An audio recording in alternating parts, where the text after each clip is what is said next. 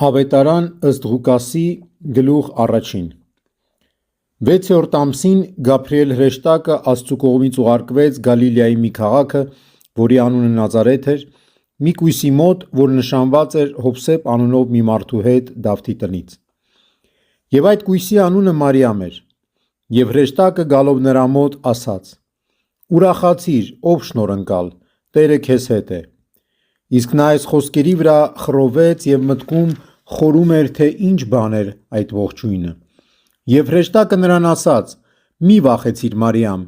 որովհետև Աստծուց դու շնորհ գտար, և ահա դու կհղիանաս և կծնես մի որդի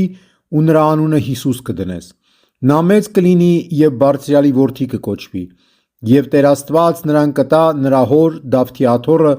և նա հավիտյան կթագավորի Հակոբի տան վրա,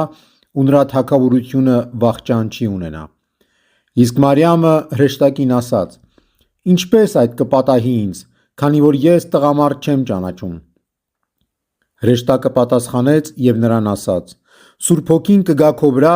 և Բարձրյալի զորությունը հովանի կլինի քեզ, որովհետև նա, որ քեզնից է ծնվելու, սուրբ է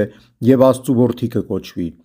Եվ ահա քո ազգական Եղիսաբեթը նա ևս հղի է իր ծերության մեջ, և այս հղիության 6-րդ ամիսն է նրա, որ ամուլ էր կոչված, որովհետև Աստծո համար անկարելի բան չկա»։ Եվ Մարիամն ասաց. «Ահավասիկ ես մնում եմ Տիրոջ աղախինը, թող քո խոսքի համաձայն լինի ինձ»։ Եվ հրեշտակը հեռացավ նրանից։